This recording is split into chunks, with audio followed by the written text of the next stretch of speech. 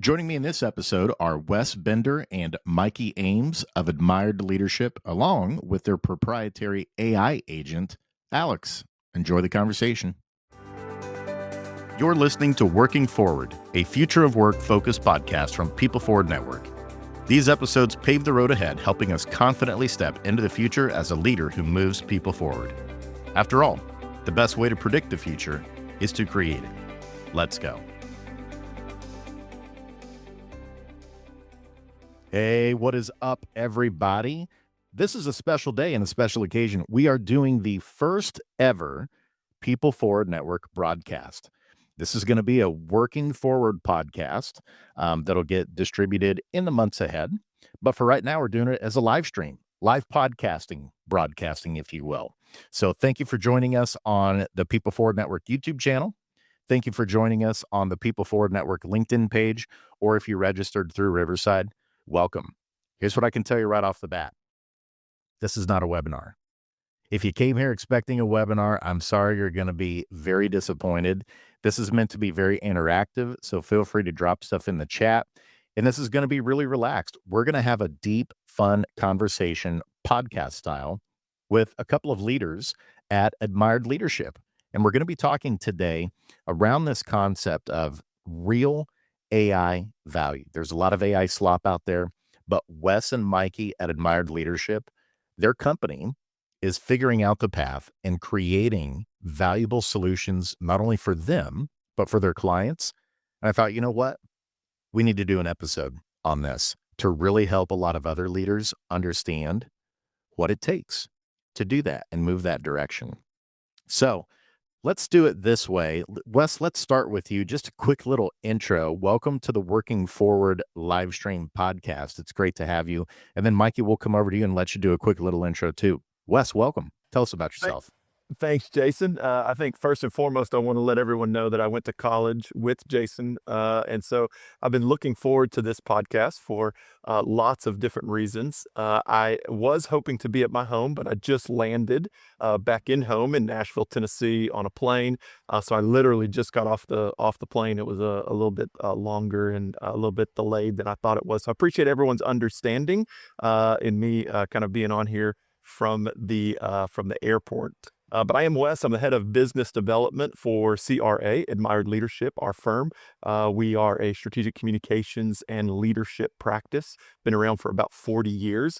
I have the best job in the entire world. I wake up on the side of the bed every morning, looking at my calendar, like, look what I get to do today. Look who I get to talk to. We talk to a lot of leaders across the globe. We pull and look at the small things that they do, a very behavioral-based approach to leadership, and we help make people in situations better at the end of the day. Our firm, I think for this conversation, it's important to note, and Mikey may say this too, we are not AI experts by any stretch of the imagination. However, our firm has certainly gotten behind the big AI boom that's happened. We've gone into that space very intentionally, very thoughtfully, and of course have designed our own AI agent called Alex, which is a huge benefit to us as a firm, but a huge benefit to all of our clients as well. So that's a quick intro. I'm very excited for the conversation, though. Likewise. Who would have thought, Wes, 20 some years ago, would we ever think we'd be doing a podcast together about stuff that's like about AI? Like serious stuff, maybe about like sports or goofing off the stuff we did in college, but who would have thought it'd be about stuff that's actually important, right? Yeah, I would have guaranteed, I could have picked that you might have a podcast. The fact that it is as useful and practical and really helps people, I don't know that I would have chosen that for you, Jason. Yeah. That's why I have guests on. No one needs anything from me. I just try to keep it entertaining and try to ask a few good questions every once in a while. But Wes, this is going to be a blast. Thanks for being with us. And Mikey, tell us about you. Excited to learn from you today too. Yeah, I'm originally from San Francisco, California. I live here in Dallas now with my wife and 6 children. Wes and I work together. I'm on the digital marketing and social media side of the team, but I also do get to do quite a bit of talking for the firm. about what we believe and how we interact around leadership. And so it's good to be able to be here. Glad to meet you as well. We had a pre-conversation where it feels like we'll get along just fine. Absolutely. It's going to be a blast. And I think among the three of us, we've got a lot of dad wisdom in this show as well. 6 kids. Wes, you got 3 or 4 right, and I've got 4. I mean, we've got like a baker's dozen almost among Well, the three of us here. we've got 4. We got Alex on with us too. So Alex is our AI executive leadership coach, and the most age-old form of leadership is parenting. And so Alex actually there's some behaviors that are universal, of course, across the board. That's how we operate. But I use Alex for parenting advice every single day, at least another thought leader. So in regards to how my wife and I are raising our three kiddos. So we actually have 4 good kind of parents on the call today. I love that. And we're going to get into Alex here in a little bit. Alex is going to join the conversation. So those of you that are just joining, you just heard Wes say Alex is the AI that Admired Leadership has actually created that really helps executives in the work that they do and leading others. And so we're going to actually invite Alex into the conversation and do some cool stuff in a little bit. But you mentioned something interesting there, Wes, as we frame up this conversation around AI. We're going to be talking through the business lens, but so many people now are using it for the personal stuff, like help me through this parenting challenge. Help me through maybe, a disagreement they had in the house with someone else or with a friend or whatever it might be. And there was a recent study that showed around 3/4 of the use cases currently across all AI platforms, LLMs, is for personal use compared to business. The reason I bring that up is I think people are already kind of using AI as like a coach, a mentor, an advisor of some kind on personal things. So it doesn't surprise me that you have found value and created a roadmap to build Alex that helps do those things, but on the business end. So let's start here with that. Knowing that many companies, many leaders now are starting to experiment with AI and use it. What have your personal experiences been in using AI so far through the business lens? Then once we go through that, let's start talking a little bit more specifically about what you've built and how it's delivering value. So Mikey, let's start with you. Yeah. You mentioned AI slop. Like one of the first things that came out of your mouth about AI is that there's a lot of AI slop out there. And I think that's actually a pretty good word to use because, slop is consumed with a shovel, right? And it's not to be savored, right? So it's always out there and available for us to just kind of see it in a lot of different places. And so I think there's a fundamental need for us to understand what's going on with the AI models in order for us to really get it, right? And the slop itself is the thing that is part of the problem. I read an article just yesterday about AI generated art, and the reason that it's getting worse and worse is because the number of images that are being created by AI are now part of the data learning model. And so the more pictures that are out there with the extra finger on the hand are now like, oh, well, that's the normalization of it, right? And so if leaders don't take time to really understand what AI is and it's fundamental, and there's probably 3 questions that we would put to leaders to say, do you understand this layer? Do you understand this layer? Do you understand this layer? And those 3 kind of fundamental questions are important to kind of ask for leaders to be able to wrap their minds around. Otherwise, they're just thinking of AI computing the same way that they thought of as, normal process computing, right? Back in the days when we were young, shout out to John Sugimoto back in 7th grade computer science class when he brought up the Apple IIe and taught us Apple Basic and had the go-to if-then statements that we were all running just so that we could make cuss words go down the screen, right, and fill it up. And he taught us back then garbage in, garbage out, and that's the way the computing was. Like the thing you program to do is the thing that it spits out. And a lot of leaders are still approaching AI as if, well, that's the reason that things are going bad is just because it's bad process computing. And AI doesn't work that way. And I think it's it behooves all leaders to understand the products and tools that they're working with in order to be good leaders, right? And so that's why I think that's the most important part of this conversation, is kind of give some basics to leaders so that they understand what is this token prediction model thing that you're talking about, right? It's not just to make you smart. You really need to have a fundamental understanding about it. Those are some really good points there, Mikey, and it does underscore you don't want to outsource your AI strategy to someone else. That you really need to understand it and what it needs to do, because to your point, Mikey, it's a great reminder. It's going to do what it's built to do. So I don't know if either of you listen to Joe Rogan podcast, regardless of whether you believe, agree with his, perceptions of things. He had Elon Musk on recently, and Musk was talking about Grok specifically, which is X's AI. And he was talking about how it was really important to try and build maximal truth within the AI, because of how easy it is since it gets a lot of its information from Reddit, its training, Facebook, whatever's publicly available, that it's really important to try and train it to be maximally truthful with things that are extraordinarily important that it may not find on the web, so that you don't get in situations where it's spitting out things that factually are false, things that are completely 100% false, but it's very confident and will say, yep, this is the answer. This is what needs to be done. And so to your point, bringing it to leaders, you need to be the ones that are helping to shape not only the strategy of the AI, but be working with, hand in hand, whoever on your teams might be constructing GPTs, constructing agents, or whatever those things are. It's probably going to be really important, to Mikey's point, that those things are being built with the values, the norms, the perspectives of the cultural DNA of your organization, in order for you to get output, recommendations, perspective from it, and how it comports itself and works on projects, communicates with partners or clients, that's consistent with the way that your business does. So all that to say, to Mikey's point, don't outsource all of your AI work, because it needs to be shaped in a way that's consistent with the values and culture of your organization. Wes, any additional comments there on that? And then we'd love to hear from you about your journey with AI so far. Yeah, I think there's about 3 or 4 really important conversation topics in what you just said.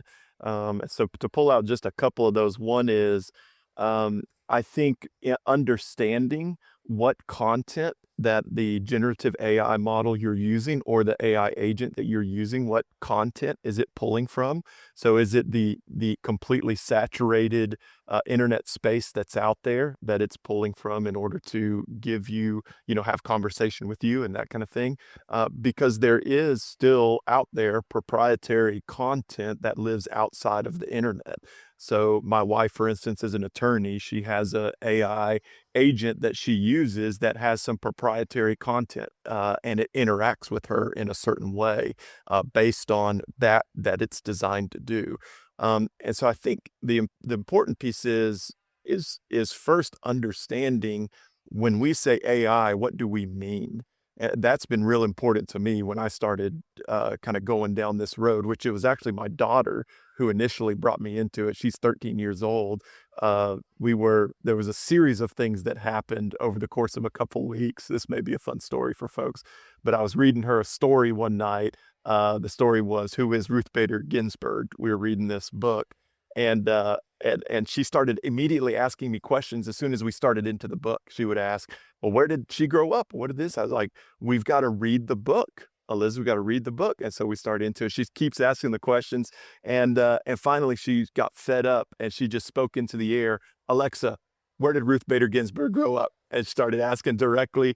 So she has that immediate information, right?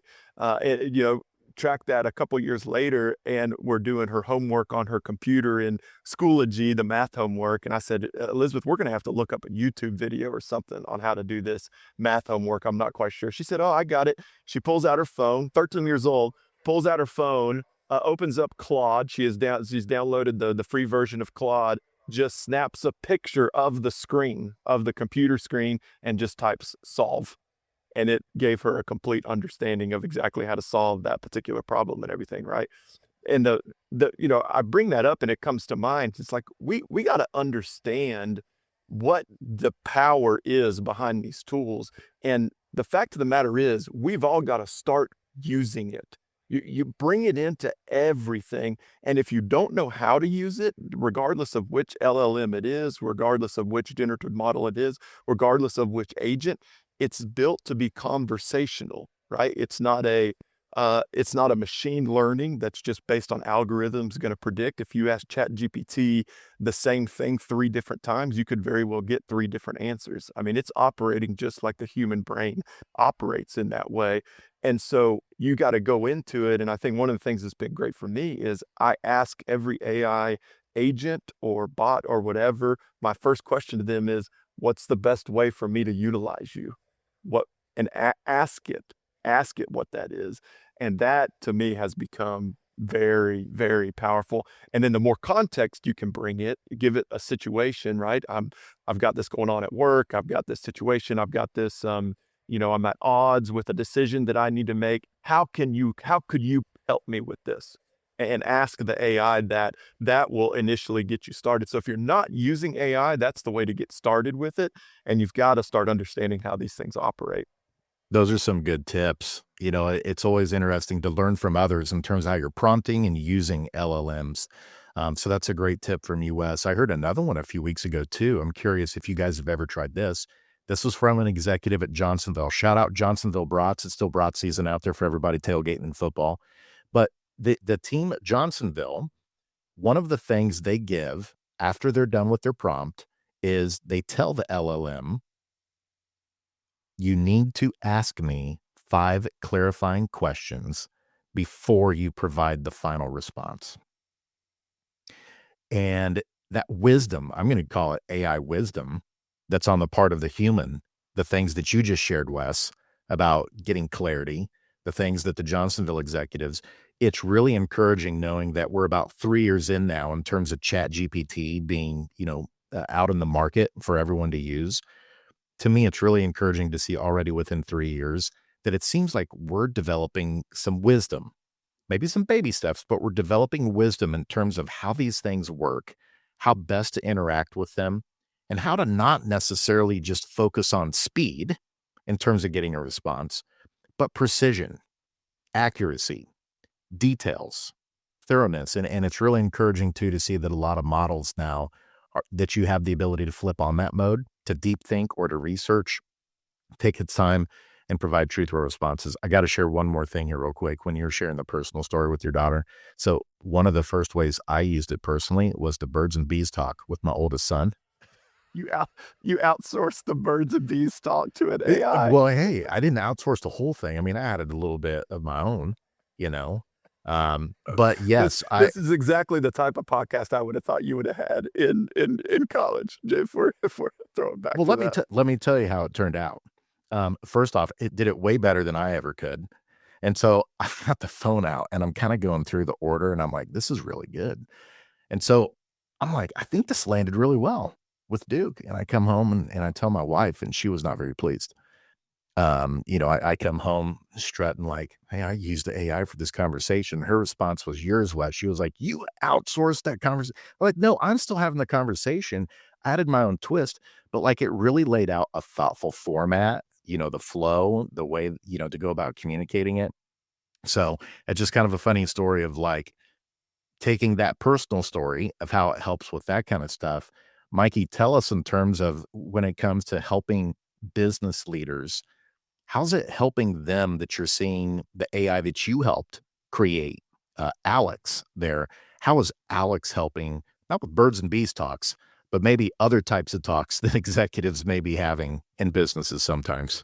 Oh, I mean, if you ask Alex, Alex is great at being creative inside of our knowledge base as well. So if you have a review that you're coming up with a team member who it's just an annual review, I've got these 5 points worth of feedback, feed it into Alex. Alex will be like able to, based upon our behavioral data. So we've got 35 years worth of research on how the best way to interact with employees from a feedback point of view, how to give feedback, right? So we've got a dozen of the ways that the best leaders in the world give feedback built into the way that Alex would help you rewrite your annual review, right? And so do you want to increase resistance going into your annual review? Or do you want to lower it, right? And I'm telling you, that annual review conversation for senior leaders is sometimes the most anxiety-filled conversations of the year. So having a conversational partner that is going, but does it exactly like you do it, is like, I'm not completely outsourcing it to AI. I'm asking for this opinion. It has a knowledge base that has all this valuable wisdom in it. Give it to me. I'll see. And then, I'm the human. I'm going to be the one who's contextualizing it. So using it that way is great. So you bring up some fears that a lot of people have specifically about AI. And I think it might be the lack of understanding of how AIs actually work. And then they hear just a little bit of it and then they freak out and they're like, I'm not doing that ever again. So we had a team member who went inside of an organization. There was 100 leaders in the room and asked, how many of you here know what next token prediction means? Like, could you explain it just generally? And there was only 2 hands that went up, right? In a room full of senior leaders, that's like a big deal. Like, so at the same time, we're having other leaders who are talking to their organization. They're saying 2026 is the year of AI. This is when we're going to start doing adoption. And on the other hand, they really don't know how it works, right? So instead of putting you on the spot, Jason, or everybody else who's listening who is wondering, well, I don't know what next token prediction means, I think it's something that we should understand fundamentally how an AI works, right? So when you explain it from the idea that the language model is predicting not even the next word that's going to be used, it's predicting what the next like 2 or 3 characters that are going to be in the next word. So it's producing, if you're producing a picture, it's just predicting the next pixel that's going to be coming. If you're producing some text-based answer, a pixel is considered 2 or 3 characters that it spits out. And then it's really just a guessing machine. So how, when you ask an AI if what is the capital of France, it will say Paris based upon the fact that the preponderance of the internet kind of shows that in a predictive state, Paris seems to always come after France. So if you're going to ask me what the capital of France is, so what is the accuracy of that? A lot of people think of that as the way that AI works, and it freaks them out. And rightly so, right? Because I want some certainty. You've actually used the word certainty a couple times here, right? Increase accuracy, right, is what we want to do. And yeah, that's fine, but I think that's actually a little too far down the road, right? And how we use AI now is very different than how we'll be using AI a year from now. Either way, you need to understand how it works so that you understand this is a new employee. You better understand exactly that they make stuff up. So if you had a very talented employee that you do not want to get rid of because of how productive, how, they'll work at 2:00 in the morning, but they make stuff up a lot, right? How would you actually lead that employee? It's very different than the type of human interaction that you would have, but you need to understand and ask yourself that. And so the type of prompting questions that you're saying at the end that Johnsonville did is perfect, right? It makes you think that, oh, prompt engineering is all the right things. No, you're back to like normal basic computed programming when you think that that's how an AI works. Provided I just get my prompts exactly right, then the AI is going to be okay. You can't think of AI that way. You just can't, right? It needs to be this notion of like, okay, if it's a next token prediction, let me show you something here real quick and understand why. Like, we've got comical examples of these things.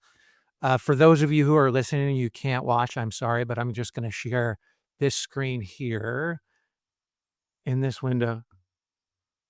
Okay, so our designer on our team comes up with thumbnails for every time that we write a field note, which is our daily email newsletter that we send out for free to everybody.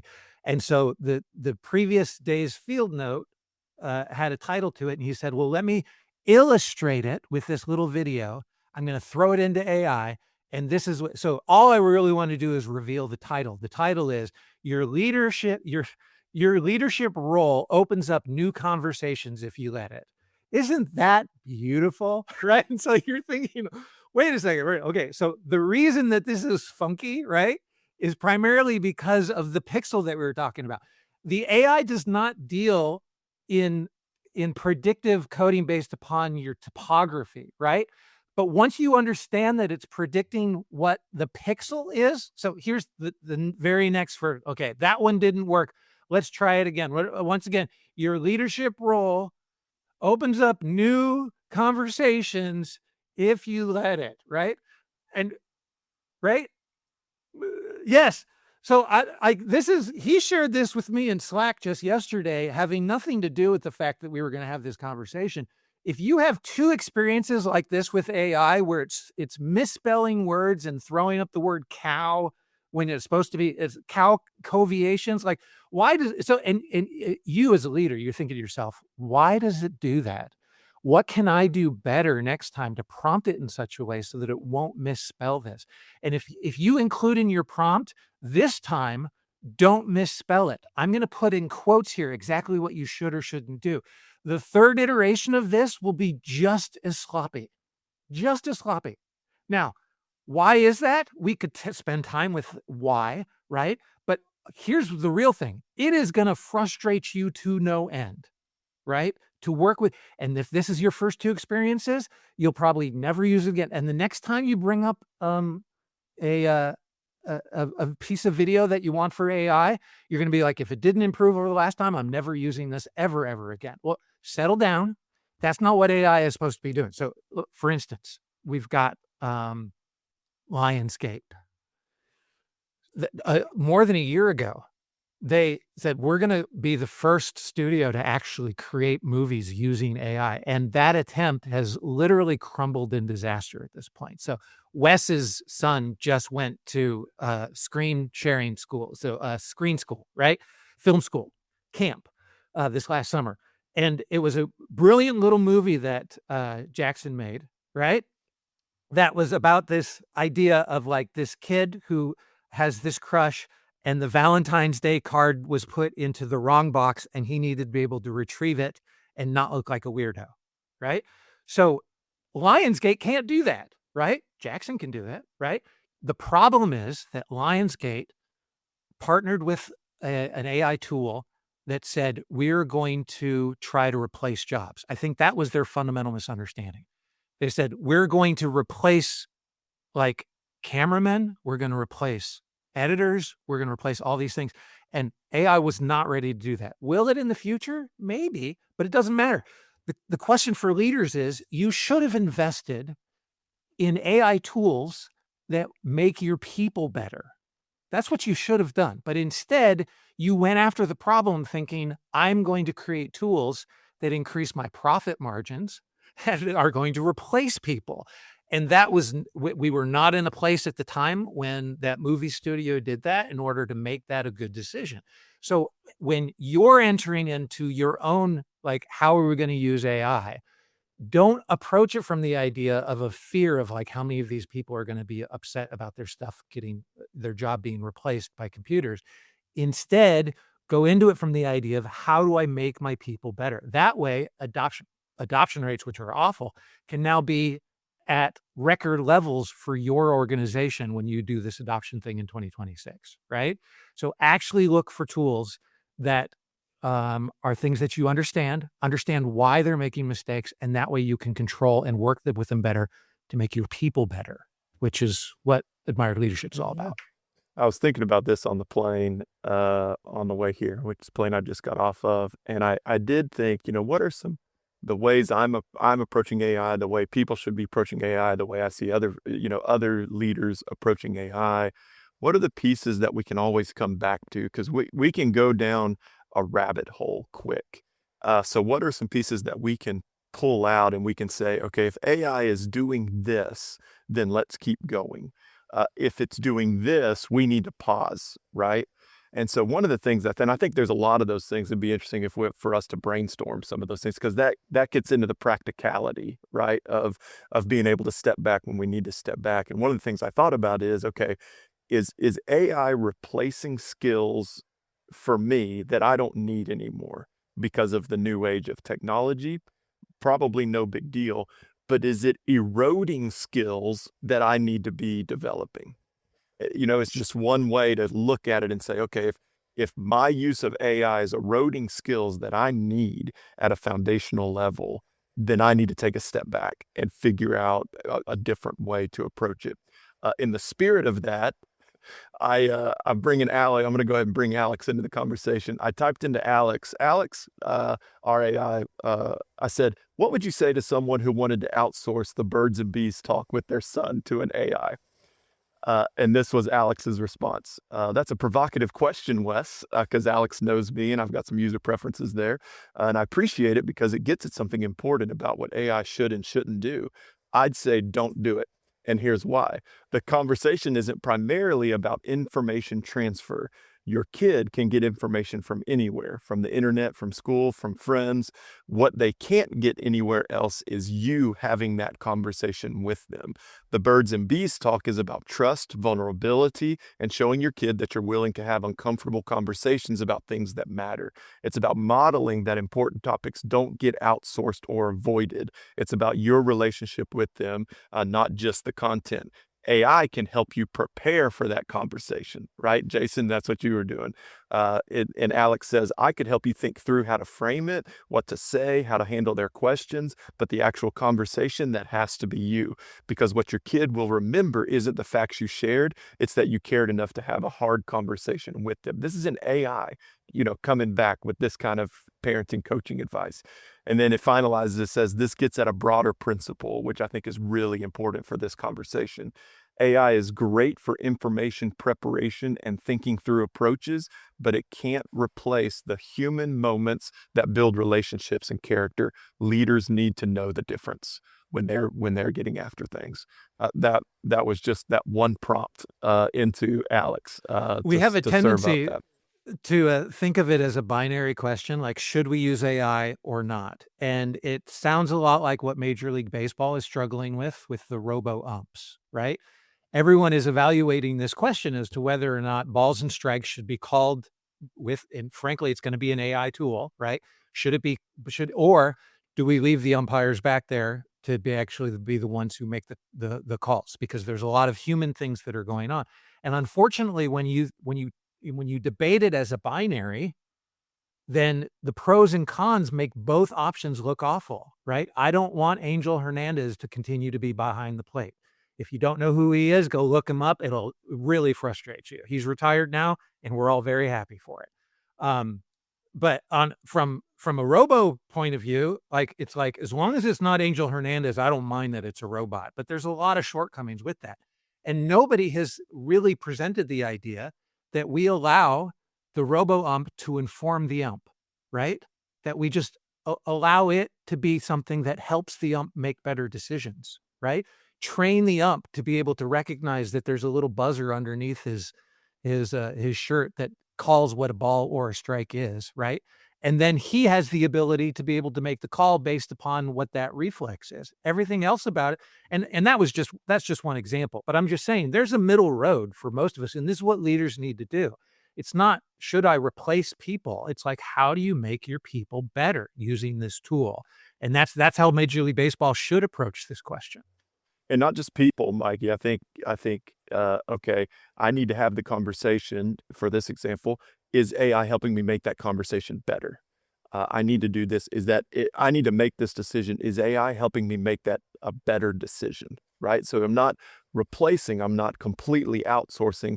I'm bringing a pretty significant thought leader into the conversation. The decision is still mine. Right? The end result is still mine, but it's making me better. And it's the very working definition we have at Admired Leadership is leaders make people and situations better. Is using AI making me better for the situations and people that I'm showing up around, right? And frankly, your leadership is being exposed here in this moment for the holes that it had in it even before AI came along. It really is. Because if you're not the kind of editor you need to be, if you're not reviewing people's work and making it better, because it's almost like, I do wish that you had a handful of people on your team already who were super talented and made stuff up 20% of the time. Because then your brain, your skill as a leader would be like, well, I definitely need to edit it, right? I definitely need to steer this person. I definitely need to kind of help them along, right? Jump in where I need, like there's all kinds of things like that. Like back to the baseball illustration, right? An umpire should be an editor, right? They're getting inputs in, and they're the ones who are actually making the call. Your job as a leader now is in editing, and it might be showcasing your editing skill a little bit more, but what it's really doing is exposing the weaknesses that you probably had all along. I'll share two more. Then let me share two more things, Jason. Then I'll let you rein us back in. Mikey and I, Mikey and I can run for sure. So I think one good example is also, are you eroding some sub skills that you need based on some kind of piece or a kind of AI operational that you're putting in? For instance, there are some great AI tools in regards to proofreading. Do we still need to train people on how to proofread documents? Do we need to do that? Now you can have whatever conversation you want. Do I need to proofread in my personal life? I do not need to proofread. I don't want to proofread. I can pump it into Alex and let it proofread. However, proofreading, the skill of proofreading, teaches me a sub-skill about how to pay attention to detail. And that's something that does not need to be eroded for me. And so as you begin to outsource, as you begin to bring in thought leader, as you begin to operationalize for your team or your organization and say, well, golly, we don't need to do this anymore. We now have an AI that does that. You need to think about the second and third order consequences of that. You need to think about the pieces of that say, well, now that they're not doing that anymore, there's some sub skills underneath that are important for them to have across the board. And I think that approach to AI is really, really important too.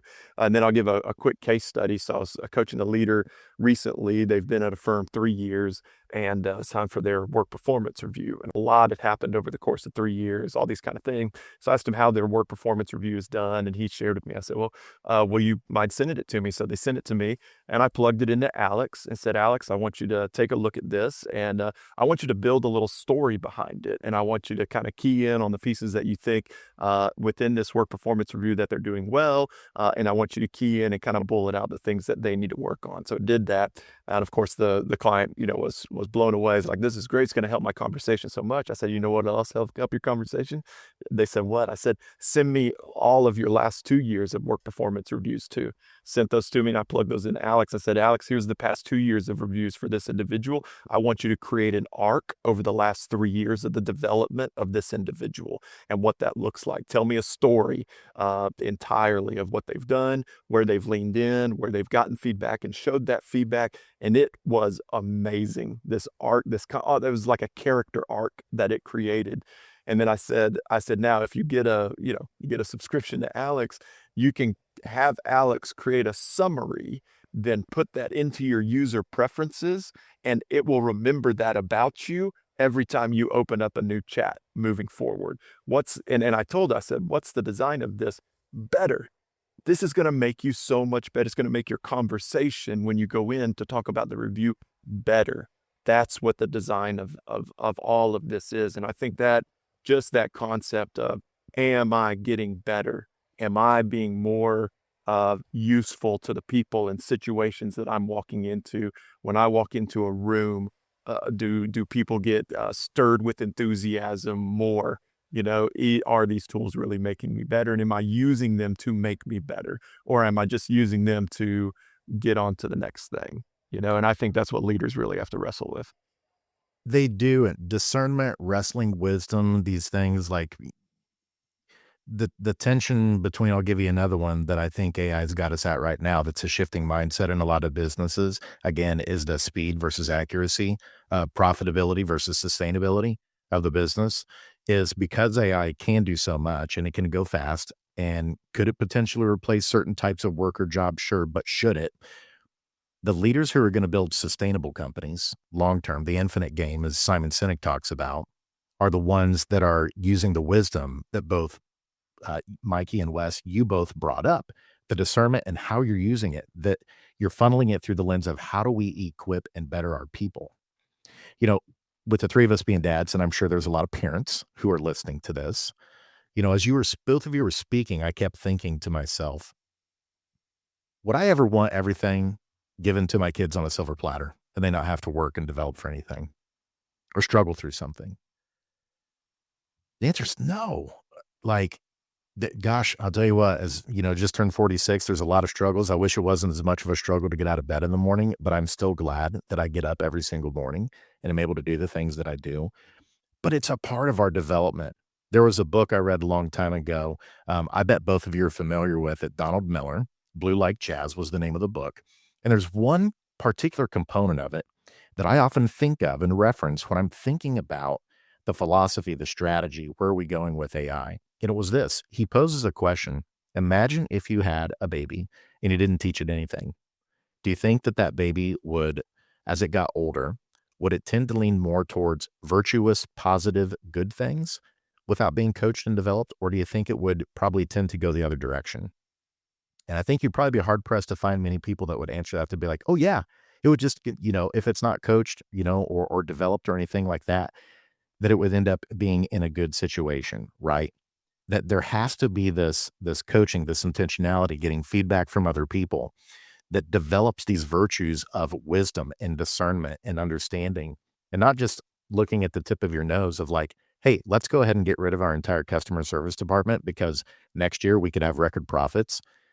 It's more of, what if we instead developed our people? Let's understand the problems we're trying to solve, the value we're trying to create for our clients, and what could give us long-term value as we upskill and reskill our people that would open up even more opportunity than just outsourcing customer service department in terms of how we use AI to help us build a more sustainable company that's using AI in the right way.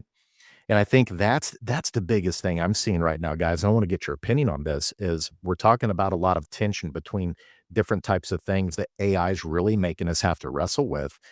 But the one I'm seeing the most is this difference between speed, speed, speed, and shifting expectations many times of like, we can just shoot that out, right? Just hop on ChatGPT, do that real quick, and let's get this thing shipped today. Versus taking the time of, yes, you use it, you're smart in how you used it, but use the wisdom and discernment and understanding. Do we need to look at this again? Are there certain things that we aren't considering that we should, that once we do this, that it may lead to X, Y, and Z, if then type scenarios? And that's the piece to me that's really fascinating is we have very clear examples right now with companies that are publicly traded in terms of ones that like Klarna that were like, we're going all the way full tilt to the side of like, yeah, we're just going to outsource the entire customer service department and it's going to be all agents. And we'll see how that turns out.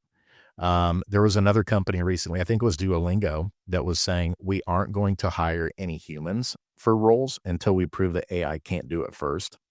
So you kind of got that end of the spectrum versus other companies like Admired Leadership that are saying, no, we're viewing it through this value, through this lens of people do valuable work.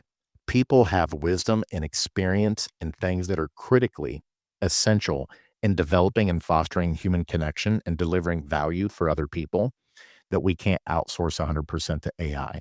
So we've got to be wise in our strategy of what are we trying to accomplish here?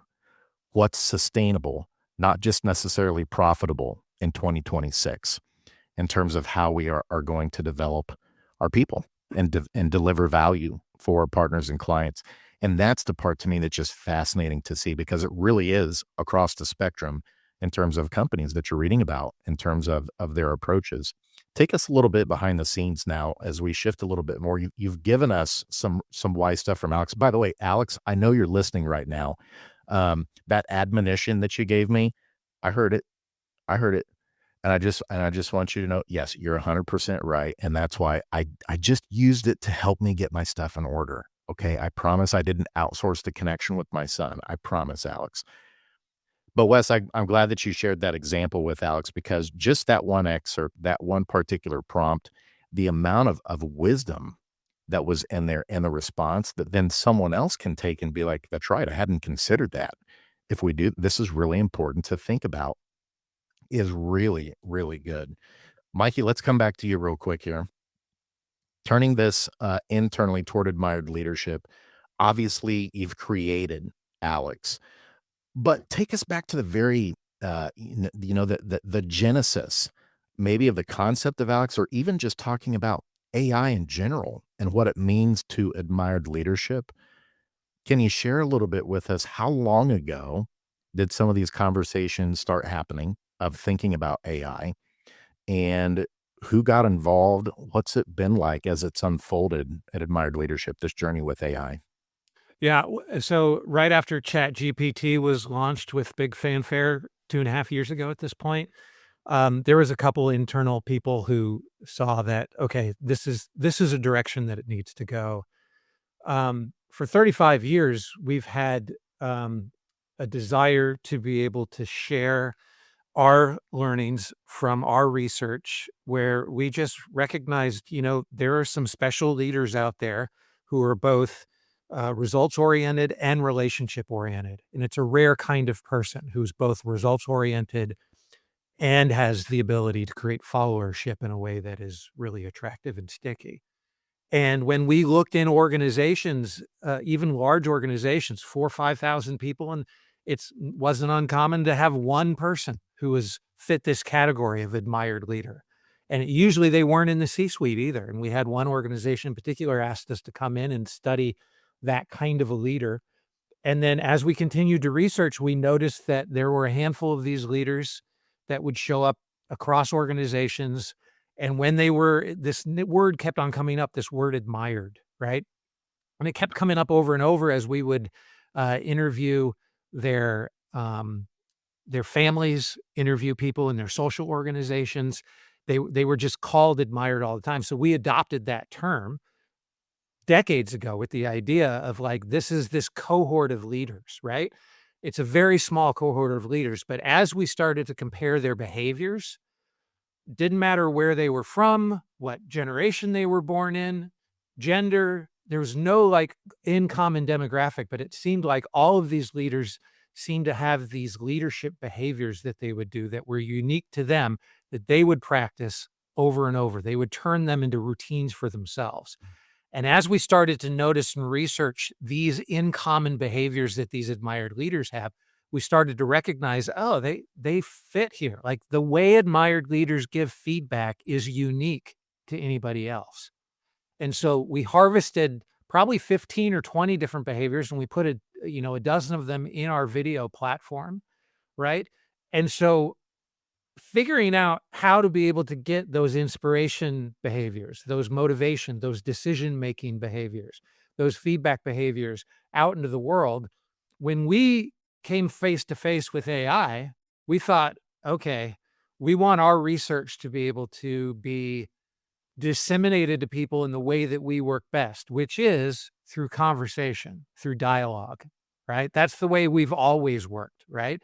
Our one-on-one coaching is really just, ongoing conversations.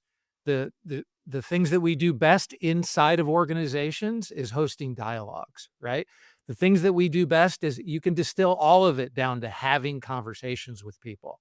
So it became a very natural thing for us to say, if we're going to create an AI, we want it to be a conversational partner that helps people understand and interact with these incredible admired leadership behaviors in a way that might be new, but in a way that allows people to be on call with these behaviors at 2:00 in the morning, right? So Randall, our operating partner, he probably coaches 60 people at this point, right? Where he's got folks all over the United States that he has phone calls with on a regular basis. In any given week, he might be talking with 20, 30 people, right? Specifically with problems. But Randall will not accept the phone call at 3:00 in the morning from a client, right? So to be able to have the kind of wisdom and insights that our partners, that our coaches, that our managing directors have available to them inside of a tool like Alex is a tremendous advantage that we thought we can't wait on this. And so we had a couple of a partner in particular who really put a lot of work, not just into understanding what the language model is, that layer of coding that allows Alex to be able to talk to you, and it accesses the internet from the idea of understanding how to talk. But instead of like most AIs have like an 80-20 rule where most of the wisdom that they're supplying to you is based on internet slop. 80% internet slop, right? So if you're asking a very specific question about leadership and you want it to be about the best of leadership, that language model won't know whether or not it should include, 12 habits, right? Whether or not it should include, some of the best leadership titles out there, or if it's going to include some of the worst ones. So I won't say any of the titles that I think belong in the worst one, but your AI is not going to necessarily know to be able to what should or should not be discredited. So this idea of accuracy is something that we took on ourselves and say, if our AI is going to be pointed at anything, it's going to be pointed at our research. And so if we have an 80-20 rule, we're having Alex look just at what and it's 35 years of research. It's millions and millions of words that have gone into, studies, the behaviors that we've done, the field notes that we write on a daily basis, and all the good stuff is up inside of Alex. And so when you're asking Alex, you're not asking the internet. You're not getting slop when you ask Alex what. And if you're going to ask Alex for restaurant recommendations, Alex will be like, "That's not what I'm for," right? And it'll actually push back and tell you that. And that's the exact kind of tool that we envisioned. And I'm so happy to see it getting more and more to the exact kind of vision that we had. We're probably at the 5th iteration of what Alex was from before, and it's so much better than it was in terms of like not hallucinating, not having all the kind of common problems that the normal interface that you would have with Claude or ChatGPT or Gemini, where it feeds you bad information. We're having a success rate where people are just glowing about it. And it's fantastic to be able to see that vision that you ask about that we had from the very beginning is now met. Do you have some data in terms of with your partners? How are executives primarily using Alex? Is it for coaching conversations? Is it for like annual reviews, like Wes said? What are some of the most common use cases where executives are getting the most Yes. value from bringing Alex into the work that they do? They are, and that's because we prompt Alex to prompt people back into conversations that way, right? And so if they're going to be using it in a way that you should be using Gemini, like go use Google if you're going to use it as a search engine, right? We're not AI for everything, right? I can't see us ever producing images with Alex. Like we're not going to eventually get to the point where we're going to be producing video that actually will give us a good thumbnail for our field notes. We're not ever going to do that. We are a conversational partner. Alex is a leadership coach that can actually wrestle with some of the hardest problems that you have. But Alex, as much as you feed it, Alex will never understand the cultural components of your organization the way that you understand them. So Alex is not even going to replace our human coaches in that way. It really can't, because Alex can't talk with conviction in the way that you would want a human coach to, and Alex doesn't understand culture in the way that you would want a human coach to. And so it makes our coaches better. It makes the clients better because of the way that they're actually having those conversations. But the people who are having the best success with Alex understand, oh, there's some real insight and wisdom here. Let me ask Alex to give me feedback based upon the way that I think that I should be doing this, and what is the admired leader view of how I should do it. And so feedback conversations are going to get much better for you. Annual review conversations are going to get much better for you. Just simple relationship questions like how to heal or repair a relationship is great. But all the way up to like what admired leadership can tell you about running boards, right? And how to present, how to inspire people, how to motivate, what are the best processes on decision making, whether, and one of the first, if you're going to ask Alex a question about a pending decision that you have, one of the things that Alex is going to ask you is if it's a one-way or a two-way decision. And that might be like, I don't even know what you mean by that, right? And then Alex will explain what a one-way or two-way decision is for you. And then based upon what that decision is, if it's a one-way or decision, there's a couple different processes that Alex is going to like take you down and let you understand what you should do. And as much culture as you can give it, Alex is going to try to provide that. But you're still the editor, right? You're still the leader in your role. And so Alex is never going to say, just give the phone to your kid and I'll go back and forth with the kid, right? To have this birds and bees conversation. Alex will never suggest that. Alex always understands the context that you're the leader here. I'm trying to make you better.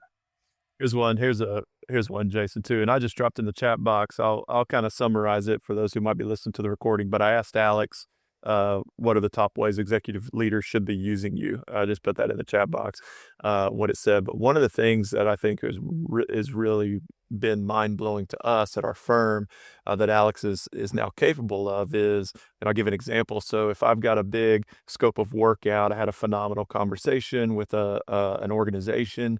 We put together a nice scope of work that's very bespoke to them, very custom to them based on our conversation, all those kind of things, a fabulous conversation.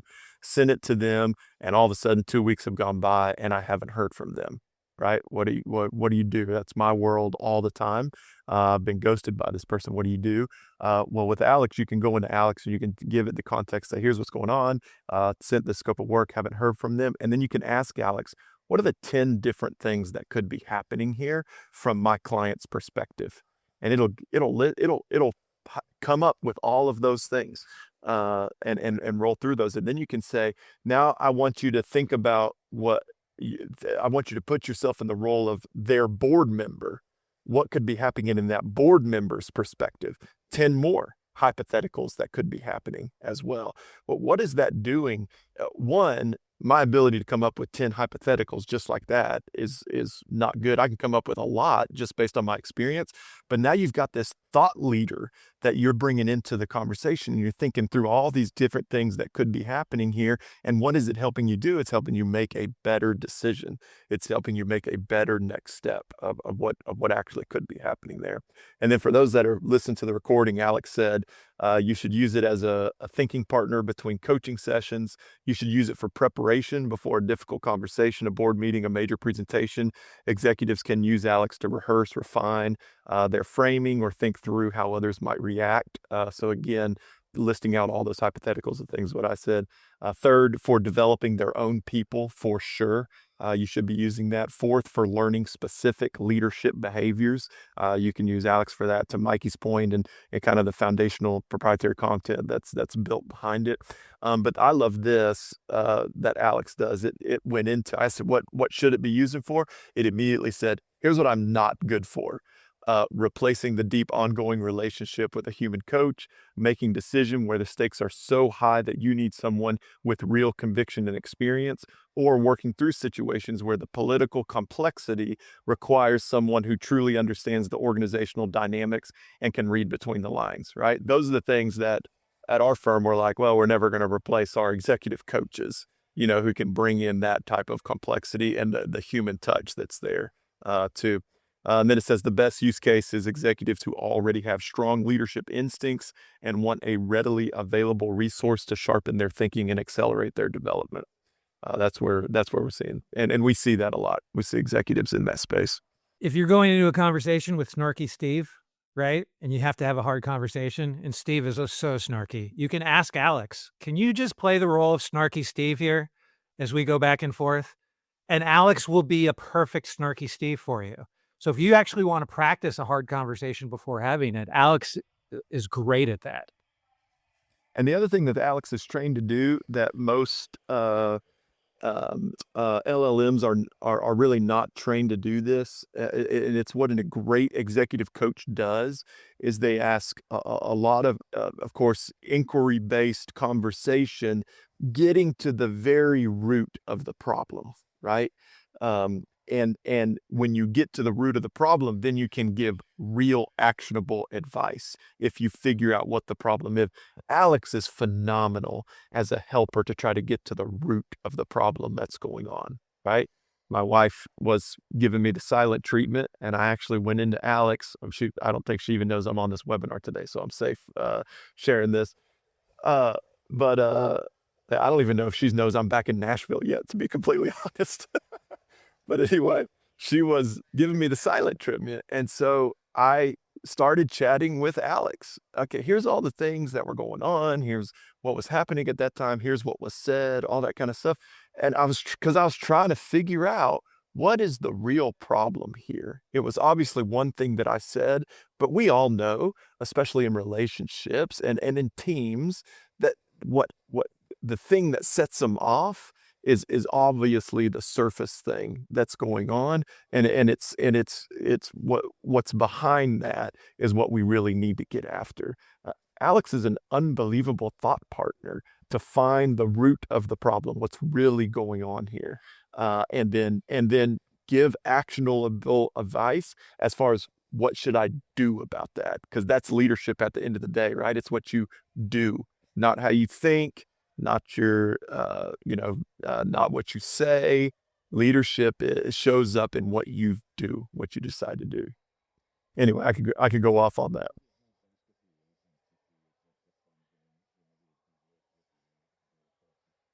Oh, my wife My wife is our whole firm. I've told this story to our whole firm. When I stumbled upon admired leadership, I was like, "This is the secret sauce that I've been waiting for my whole life." So I've been around leadership development my whole life in a variety of different ways, and was always a little bit taken aback because nothing was real practical. No real leadership content was real practical. It was always up to whoever you're putting in the hands of that leadership content. It was up to them to actually make it tangible, right? Give utility to how does this principle play out, right? Or whatever this conversation is, what does that actually do? Well, that is the exact space that admired leadership plays in. So I stumbled upon it. I was like, this is the greatest thing ever. So I immediately start integrating all these different behaviors, like I'm trying them all out, And my wife and I got into an intense moment of fellowship. We don't have arguments at my house. It's an intense moment of fellowship. And so I started using some of these behaviors. I mean, these are things you can explain in less than 5 minutes, and they're like, this is a great idea. I'm going to start doing that. She turned to me, she put her finger up to my mouth like this. She goes, I don't need to be admired leadership right now. Thank you very much. And so, and then I went back to our managing partner, Randall. I said, Randall, man, what's the deal this way? He said, well, you did two things wrong.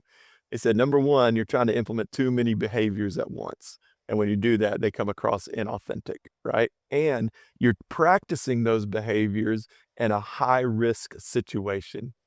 If you're trying to truly create new best practices and habits and behaviors for your leadership or really for anything, you want to practice them, and just one or two at most, you want to practice them in low risk situations first, because it's in the high risk situations that you want them to come out naturally.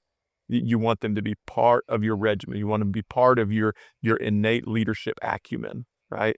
And so that's what he said. He said, you're doing those two things wrong. And so That's incredible. Here we go. I got the slogan for Alex. You probably already have one, but maybe consider this one. Share it with your director of marketing.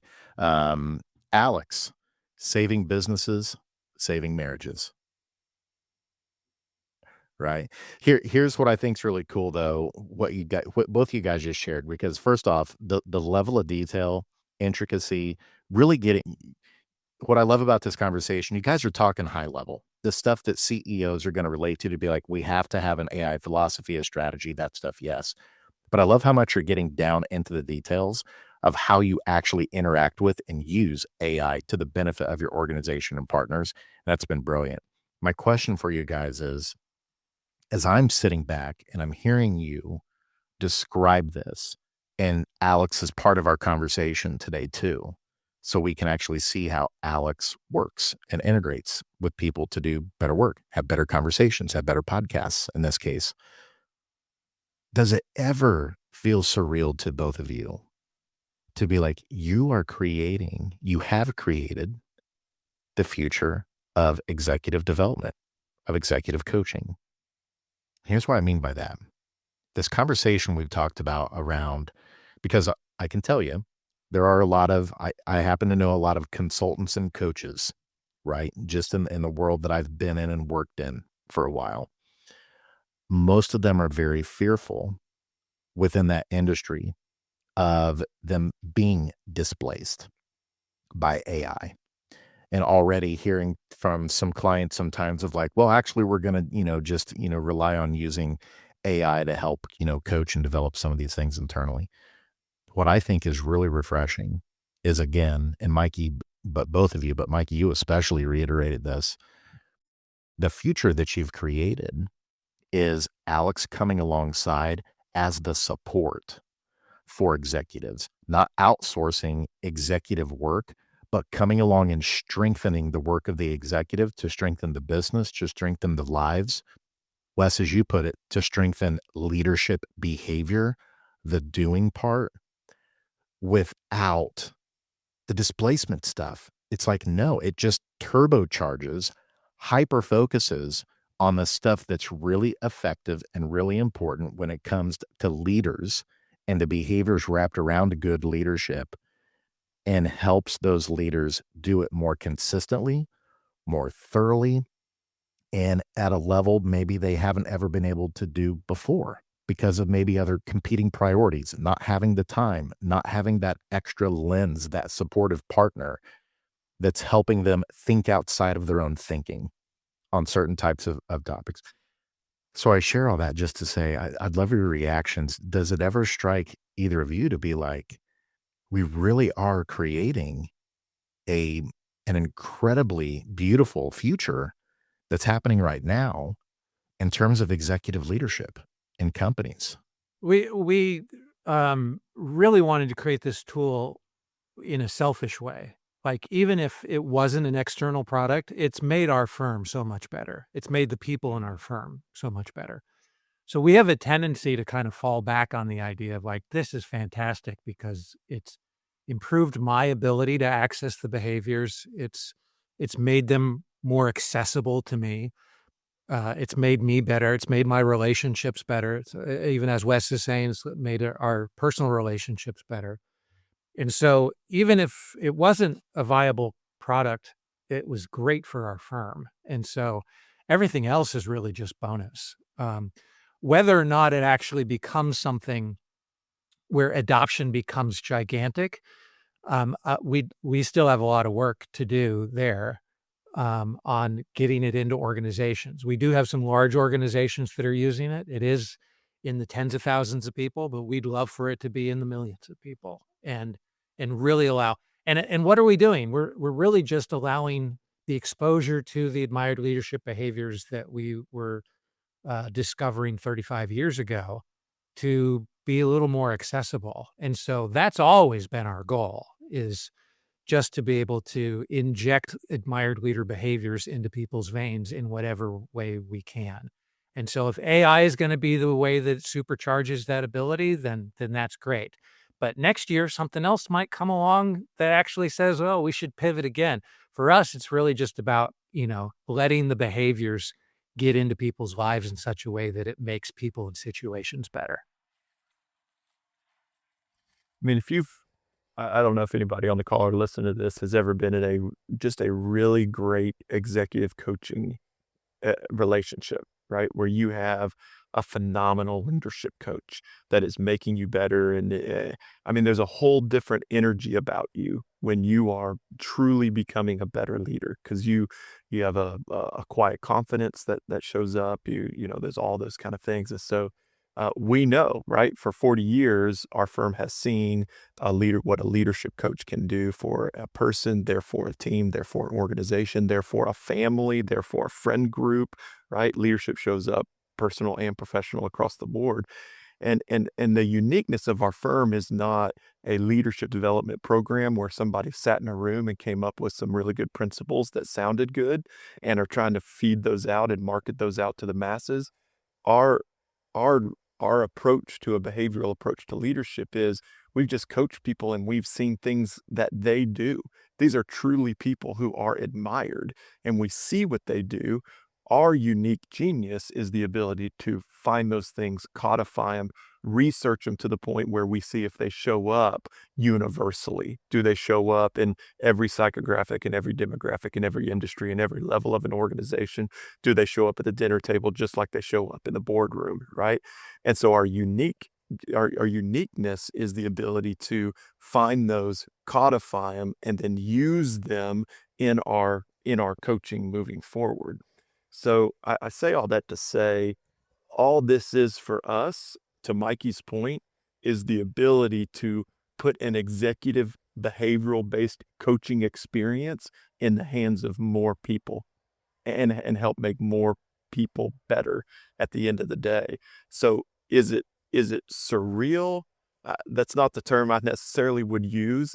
Is it unbelievably exciting to see this grow? Yes. I mean, I can't begin to tell you, but everyone in my friend group is so sick of me talking about Alex, but I'm like, "Listen, it'll make you better." It's, the executive really great executive coaching relationships are an investment that I could put that in the hands of you right now, you know, to people that never would have normally had that experience. And Yeah.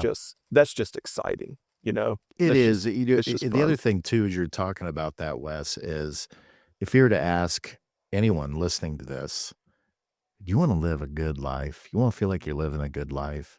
I mean, to me, what AI is opening up specifically, we've been talking through the lens of Alex today and executive coaching, but AI in general, scarcity around the resources that often are what's needed to help people live their best life, the coaching, the development, the learning, the wisdom, the mentorship and things like that. It's making it more accessible for everyone to be able to get a taste of some of that, to be able to live their best life and be the best them they can be. And I think that is a beautiful picture of the future that should excite all of us, regardless of the type of work that we do. That we have this tremendous opportunity to use it for abundance and use it as an opportunity to eliminate barriers that a lot of people have experienced, being able to get the things they need to be able to live their best life and be the best person they can be for the people that they care about. And I think that's incredible. Um, I want to ask you both this because we've kind of been all over the place, which is very typical for this podcast. But I want to ask you this: we have covered a lot, but is there something you wanted to cover today that we haven't so far? Mikey, I'll start with you. No, I don't think so. I, well, maybe one thing. Yeah, the notion that as leaders are evaluating what they should look for in an AI partner and how they should use it, you have specific questions around the language model that you just need to understand how it works. And then the second part is that the knowledge base.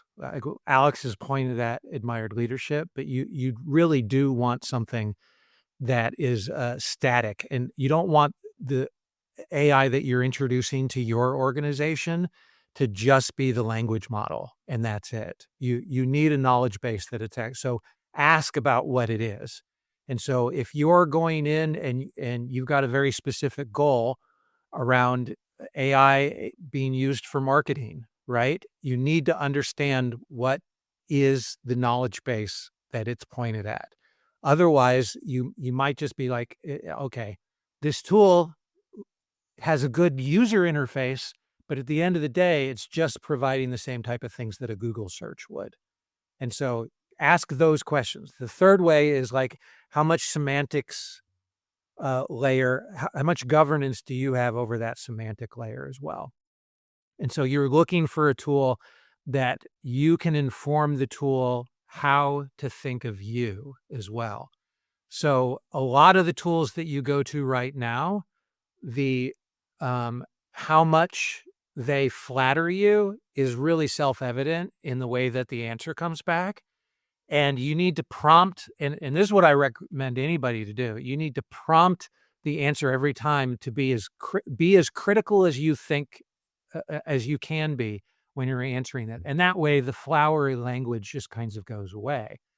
But if you've got an AI, a tool that you're using that is actually tuned specifically with the idea of like, you know, giving hard truths out right away, not sugarcoating anything, not because that flowery language stuff that is like Gemini does that, the entry level stuff is all has that flattery everywhere. And you want to be able to influence that semantics layer. And so if you don't have the ability those are probably the three main things that I wanted leaders who are evaluating what their AI and how they should use it for them to think through how does that knowledge, the model work, how does the knowledge base work, and how much accessibility do you have to the semantic layer as well. Ask those questions. And so CEOs, if that's something you're not comfortable with, then whoever within your business is the person who knows the most about technology. You need to be meeting with them and starting to learn and understand. Well, that's an important part, but be careful if this is just a question that is thrown to the technology partner, they might be answering the question from an infrastructure and hardware point of view, which isn't even one of the layers that I mentioned. From a people-focused point of view, these 3 layers that I mentioned, the language model, and really it's just understanding how it works, the knowledge base and the semantics level is something that your IT guy might not even be thinking about at all. He might be thinking about where it's going to be hosted, whether or not they need to set up a separate AWS account, how much hardware they're going to have to bring on. And if they're going to be answering that question from ease of their implementation, they might not be answering your real question. So reach out maybe to your chief people officer or other folks that deal more on like the people operations side. Is that what I'm hearing you say, Mikey? Good call out there. Wes, how about you? Anything come to mind for you that we haven't covered yet today that you think is really important that we do? I don't know that we'd have time to cover it completely, but I think the one thing that really comes to mind, again, I was thinking about this on the plane on the way over here and trying to channel, we have some people in our firm that are leading these AI conversations, to Mikey's point, for organizations. So they're being hired to come in and facilitate these conversations. And I think the one key thing that comes out that's not thought of, because initially we think, how should we use this? How should we approach it? All those kind of things. But we got into it a little bit, but one of the things to think about is not what are the guardrails, but how do we as an organization go about establishing the guardrails and what those are. And I think there's some organizations and companies out there putting out, here are the guardrails you need to have. But I think what we're finding is those are different for each organization. And I think we're also finding out they're definitely different for individuals as well. So how do I go about establishing those guardrails that I need to put up so I ensure my use of AI is making me better and not eroding skills that I'm going to need over time? It's not eroding our team like it could, because those are very real operational risks. Those are very real developmental risks that are out there. And that is, if you really, again, get to the root of where people's fear and anxiety and reservation is around all that, it'll be in that space. And it's real. That those and some of that for sure is happening. But if you can step back and first have the conversation of, okay, how are we going to establish guardrails? That conversation can have huge impact across a team, across an organization. And so that would be the piece that I would say, man, if we really wanted to get into this, we would go about talking about, how do you establish these guardrails? What kind of conversations do you have? And that kind of thing. But we've got well, we've got some folks who, we've got some colleagues who that's what they do. So they would be much better at that. Yeah. So yeah, if there's CEOs on here, who are trying to figure that out, that's what we do. I mean, in our advising and coaching space, is we facilitate those conversations and do them in a very bespoke way. We don't come in with a one-pager that says, or a PowerPoint deck. We are kind of very anti-PowerPoint deck to our workbooks. And much of their learning is put together on a weekly basis in our weekly newsletter called Confluence, that you can find on Substack, which is, the subtitle of Confluence is the intersection of leadership, communication, and AI technology, right? And so this conversation is exactly the kind of conversation that we're having over on Confluence on a weekly basis. It comes out once a week. Sometimes it might feel a little bit dense, but it's well written, and it's really just trying to help leaders understand where we're headed. We've been writing it for more than a year, and it's as a weekly publication, it's been something that has really helped me internally.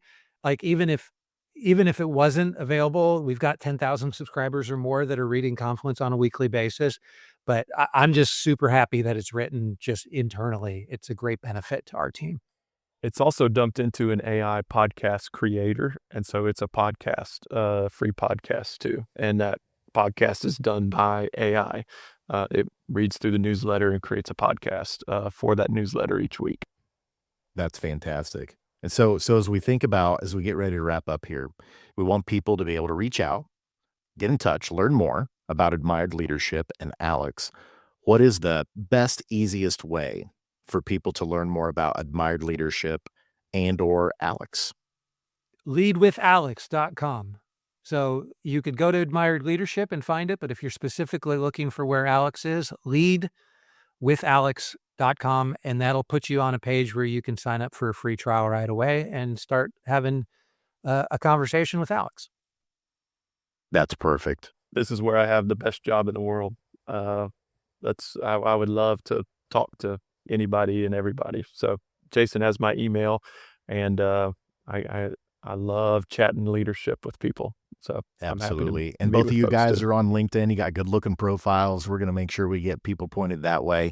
And in the notes, also, we're going to make sure we capture all this information for everybody so they can reach out, learn more about you, reach out and get in touch with Wes, learn more about Alex and the future of how we run and operate businesses at a people level. Guys, this has been absolutely fascinating, highly valuable. And thank you for doing our first ever live broadcast of Working Forward from the People Forward Network. Until next time, everybody, thanks for joining us, Wes and Mikey. We'll see you next time. Thanks everybody. Jason. We really appreciate you, man. You too. Take care, everybody. Thank you for joining today. Thanks for tuning in to Working Forward. If you like what you hear, please hit the subscribe button wherever you listen to your favorite podcasts. Until next time, here's to building tomorrow today.